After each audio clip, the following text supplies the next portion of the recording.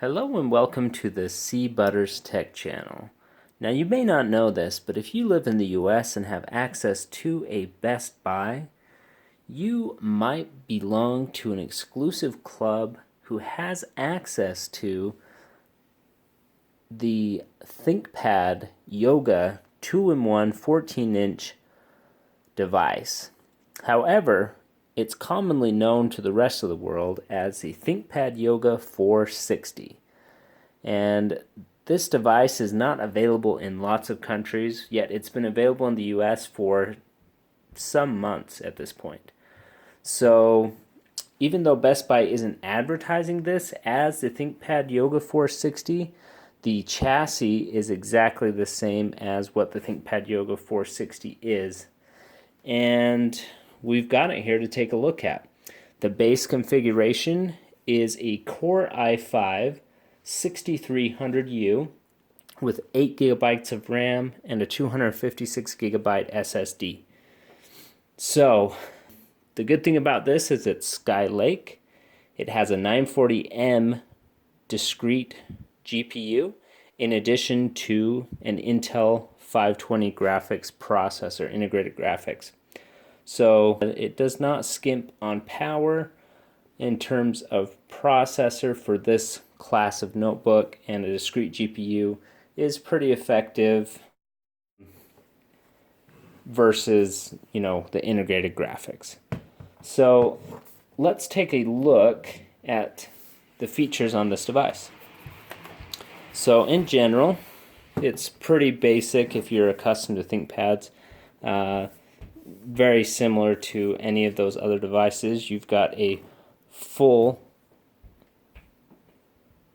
HDMI port right there, a Displayport, two super speed USB 3.0s, a volume up and down, a power button.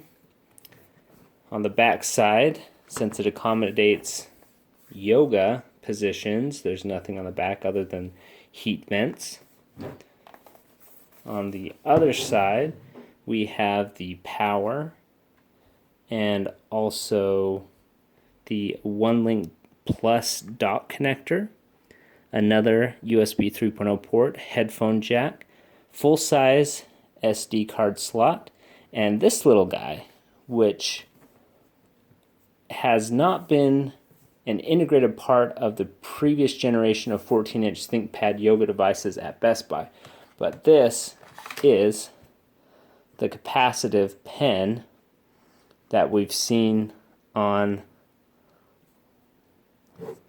lots of different Lenovo devices that have come out this year. So it has a capacitor inside, which lets it charge pretty much instantly, and that way you don't need to replace the battery in it. So build quality on this device is very good. The one big complaint I have about this device is that it is advertised as weighing 3.85 pounds. However, when I've taken that in and weighed it on the mailing scale, it actually weighs 4.21 pounds, which is blatant misadvertising. I had the previous generation of this, and one of the reasons I was excited to get this device was that, hey, it's quite a bit lighter. That helps when you have kind of a bulky device and you're going to use it in tablet mode. That extra little bit of weight savings would have been effective. However, it weighed exactly the same as the previous generation. So despite having a different chassis design, the weight is the same. Once again, you have your tent mode or presentation mode, which is very nice for using on the couch or in bed. In some ways, it's a lot better than even just a standard tablet, because it just lies on you and you just are touching the screen. You're actually not holding anything at all, which is kind of nice. But also you have your tent modes. We saw the full tablet mode, but the real reason that you buy this device is because it does those modes and then also has this outstanding keyboard. One thing I should show in the video is the lift and lock feature. So if you look at those keys, you've probably all seen this, but as you turn this back, the frame of the keyboard comes up and the keys become flush and rigid. So when you're holding it in tablet mode, you do not accidentally press keys, which is great. For those of you who have not used a trackpoint, I guess I have to give the obligatory response that the trackpoint's not for everyone, but if you actually take the time to use it, I absolutely love the Thinkpad trackpoint. In fact, it's probably the biggest reason why I've stuck around Lenovo devices quite a bit in the past several years, because you almost don't have to carry a Bluetooth mouse a lot of times because you're just typing, use the trackpoint, type some more, and you're good to go. And it's very responsive. I use it way more often than I use the trackpad at the bottom there. So, legendary Thinkpad keyboard capabilities. Now this device has user accessible components. Using a simple Phillips screwdriver, you can get in here and open it up. And I have actually been able to upgrade the RAM on this to 16 gigabytes. I've upgraded the SSD in the M.2 slot to a 512 gigabyte Transcend SSD, and I pulled the 2.5-inch SSD out of here just for some weight savings. But you can, you could drop a different hard drive in here. You could put a 2 terabyte 7mm hard drive in here if you wanted, and keep up to a 512 gigabyte M.2 SSD in this device as well. But I've basically maxed this thing out, which if you configure it on Lenovo's page, well, you can't do that yet because you can't even get the 460 device on Lenovo's webpage yet, but Best Buy is selling it under the radar apparently. But all in all, it's a really great device. Let me go ahead and log in here. Okay, so one of the first things I wanted to show on this device is the battery report that I have on here. So I've used this pretty consistently and normally. Sorry about the glare there. And I have really got excellent battery life on this device. I can get a full work day out of this device absolutely no problem.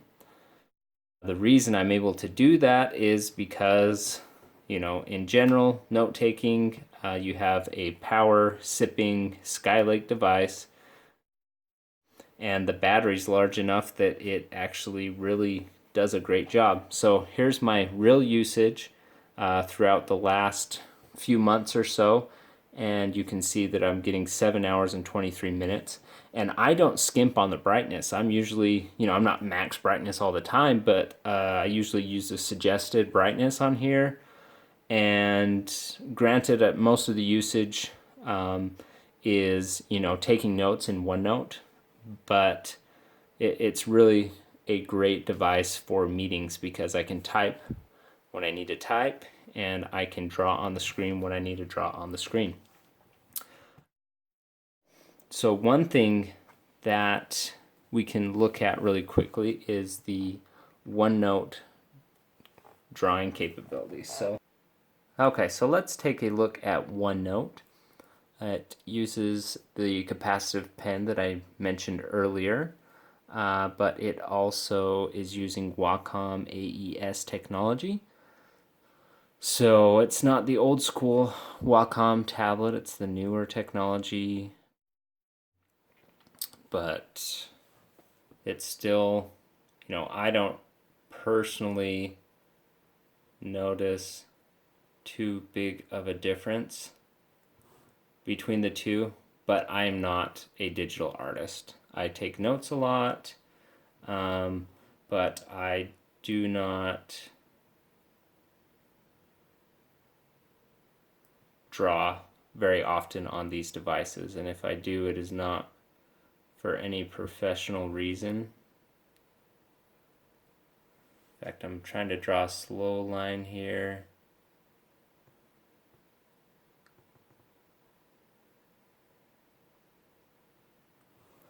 And it does very well. Those squigglies are probably just my hand shaking.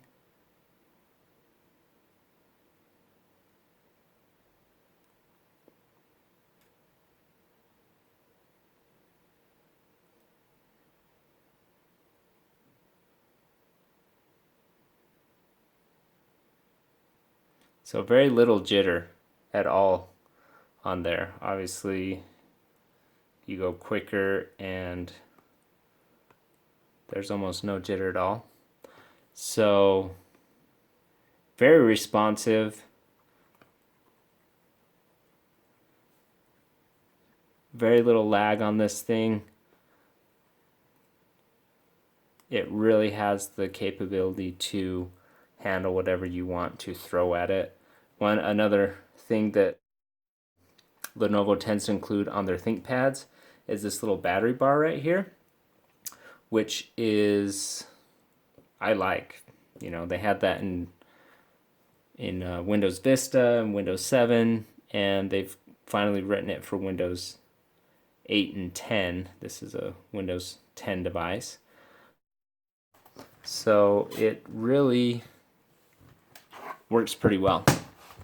The other thing I'd like to show you about this device is the fact that you can overclock it. For example, I'm going to load up Tomb Raider on the default settings. This is just stock. I haven't touched anything, but I'm going to load it up in 1080p. And this is using the GeForce 940M graphics. And I'm going to run an obligatory Tomb Raider benchmark.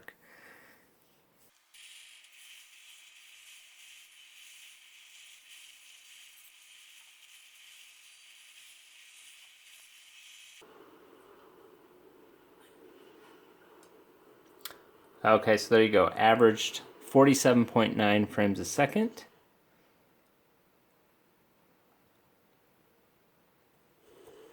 But what I'm going to do now is run my overclocking script, high performance gaming.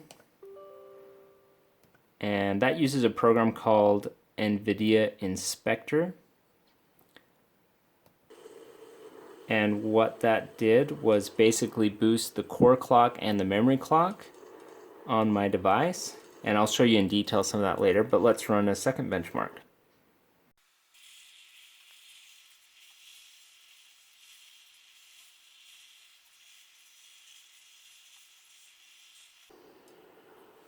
Okay, and now we've got 54.2.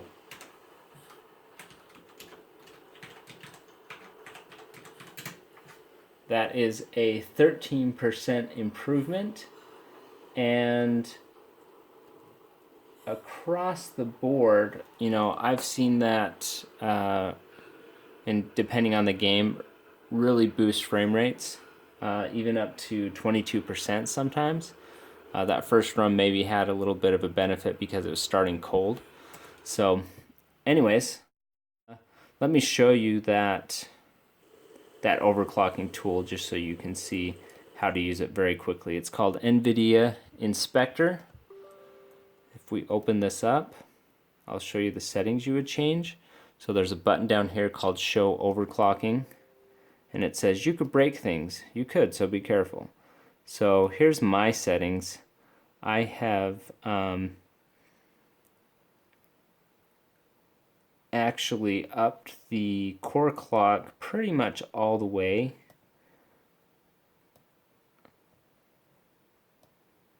In fact, I'm just double checking my settings so I don't tell you wrong. But yeah, so I boost my core clock all the way to 135, the max that it will let you, and then I boost my memory 175. I found anything above 185 started to become crash prone, so I bumped it back 10 megahertz, and I haven't had any problems yet. So You can set those, and then you can click this button that says Create Clocks Shortcut, and that will put these shortcuts on your desktop so you can quickly load your settings. For example, right now my GPU is overclocked. If I run this icon that says Default GPU,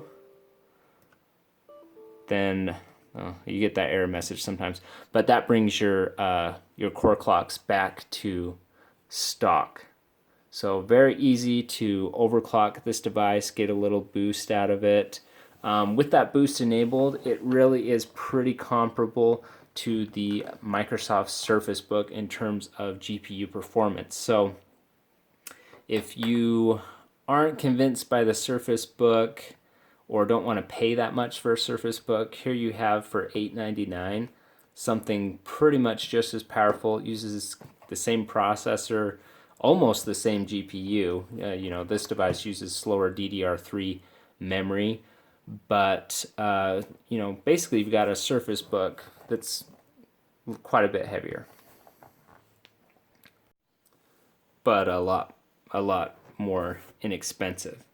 So if you want to upgrade the RAM, the model number on that is 4X70J32868. I will put a link to that in the comments of this video if you want to pick up an extra 16 gigabytes of RAM. Like I say, this thing's only available at Best Buy at this point in time. Be sure that you get the one with the model number that starts 20FY.